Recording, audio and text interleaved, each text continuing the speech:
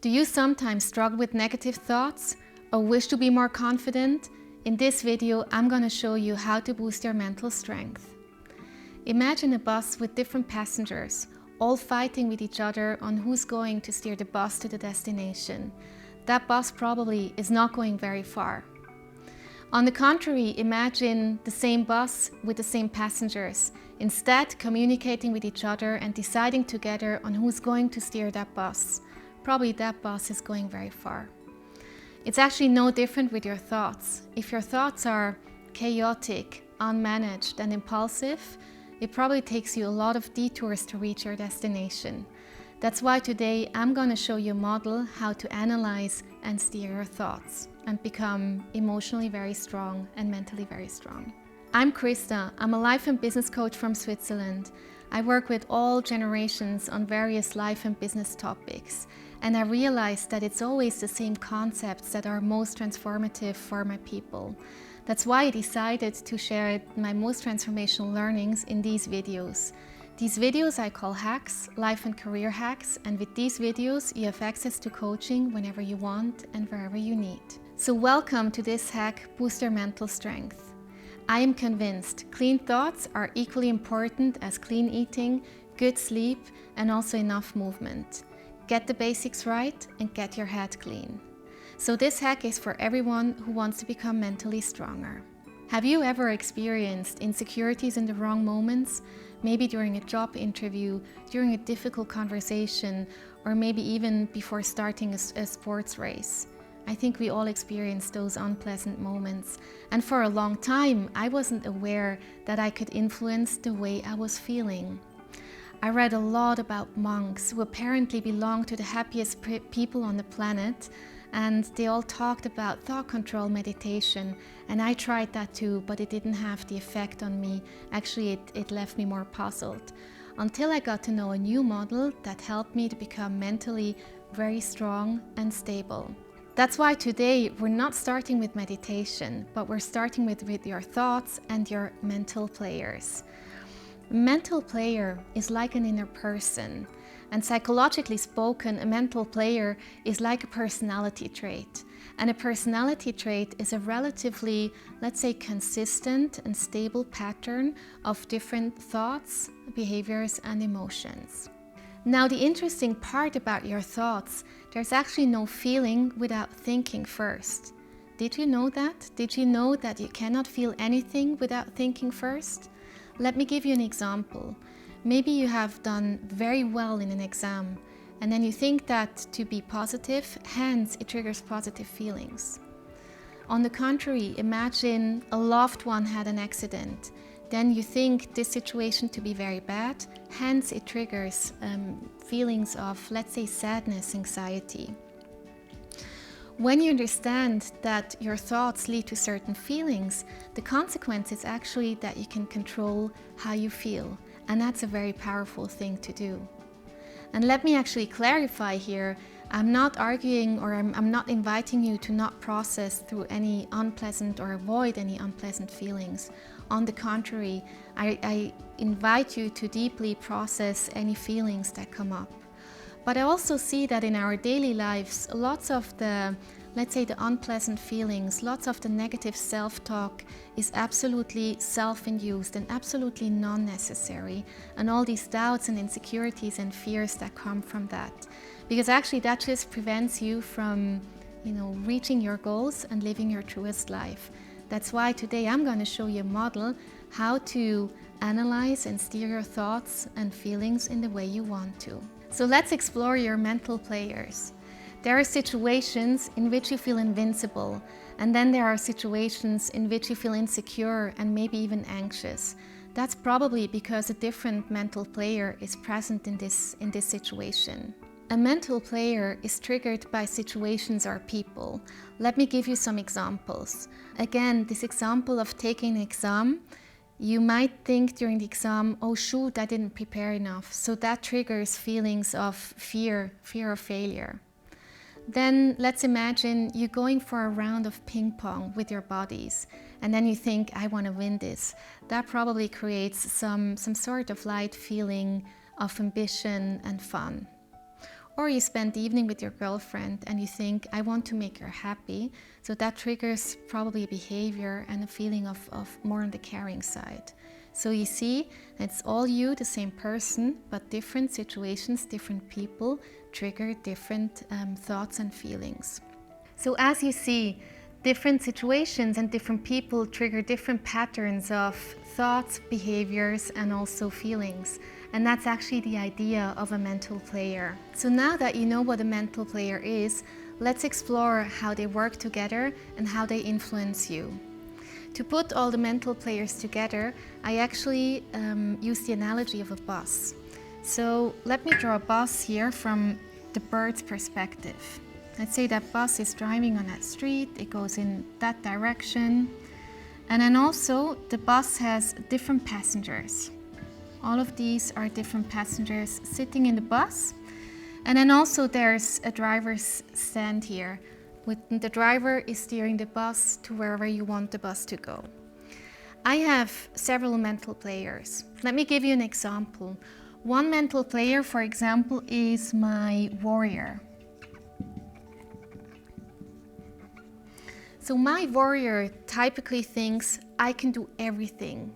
And usually a very typical behavior is I work a lot. And that gives me a feeling of being very powerful because I can reach whatever I want to. Then on the other hand, apart from the warrior, I have a passenger who I call the goddess. The goddess is much less on the working side. She thinks, I don't have to prove anything, and she's more in the behaviors that bring her pleasure. So that's a very different quality between the goddess and the warrior. Another example of a mental player, let's say my inner child. My inner child typically thinks, oh, this world is too big for me, and I'm not really sure what I'm supposed to do here. And then typical behaviors is more going on the observing side and being very shy and maybe intimidated in social interactions. And those are just a few examples of typical players. I have many more, but you can see how different qualities have different effects on my thinking and on my behavior and on the way that I feel. I believe we have one mental player, at least, in common. Do you know which one that is? It actually is the saboteur. I'm not sure if you have ever heard about the concept of a saboteur, but the saboteur is typically a very negative, let's say, a very negative pattern of thoughts. He usually thinks, I'm not good enough, I'm not fast enough, I'm not smart enough, I'm not beautiful enough, I'm not thin enough, and so on. So the saboteur is a very negative force who tries to keep you small, who tries to keep you from change, he tries to keep you in your comfort zone. So that is the saboteur. I put him here. And now, that we know we have all of those different forces, the trick about this mental model of the bus is you don't want your saboteur to be here in the driver's seat. Because if your saboteur is in the driver's seat of your bus, you probably take very defensive decisions. You probably act out of insecurities. And that's exactly what we don't want to. And what I see from my previous self and also from a lot of people I've been working with, that the saboteur is very present. And not only we want to make him more quiet, but also instead we want to have a very positive force put in the driver's seat. Because if that is the case, you act from a very powerful position and a position of strength. So now that you know what a mental player is, it's time to meet your own players. And we're going to start with the saboteur. And even though the saboteur is more of a negative force, I see huge transformations with my people once they become more aware of their negative self-talk. What I'm asking you to do is think of situations in which you felt, let's say, insecure or even anxious. In these situations, most probably the saboteur was present. And then ask yourself, what are typical thoughts, behaviors, and typical feelings that are triggered when the saboteur is present? And then also you can ask yourself, go further, what are typical situations in which the saboteur surfaces, and what are typical people that trigger the saboteur? take a lot of time to, to analyze and process the saboteur. The more analysis you invest here, the more aware you become of your saboteur, and the easier it becomes for you to control your thoughts. And my saboteur has become very quiet with practice over the year. And also for you, it will be easy to control and influence what you think when you know the saboteur. Once you're confident about your saboteur, we're going to continue with the next mental player. And the next mental player is actually the antagonist of the saboteur. Like, let's say, a very positive counterforce to the saboteur. I think in my boss, that would be the goddess. And my goddess has a very positive force to steer my boss. And I usually take her to help me overcome challenging situations, for example, like this shoot. Because a few years ago, the saboteur would have been in my driver's seat in such a situation. So once you're confident about at least 2 of your mental players, you can expand the list and add more mental players. And with lots of awareness and practice, those processes will become very automatic, that you demask the saboteur and you put a different force in the driver's seat. But how can you become more aware and create a habit out of this? Let me share a few examples of my clients. I remember one client of mine, he put such a little smurf on his business desk that just reminded him of his saboteur.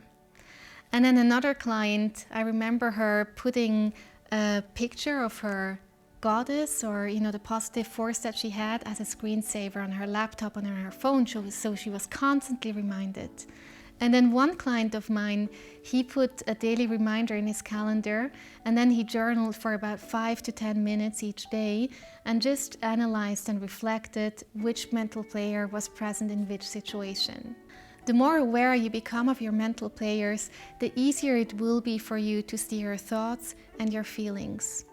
It took me years of practice until I could perfectionize my model, and I still use it every day.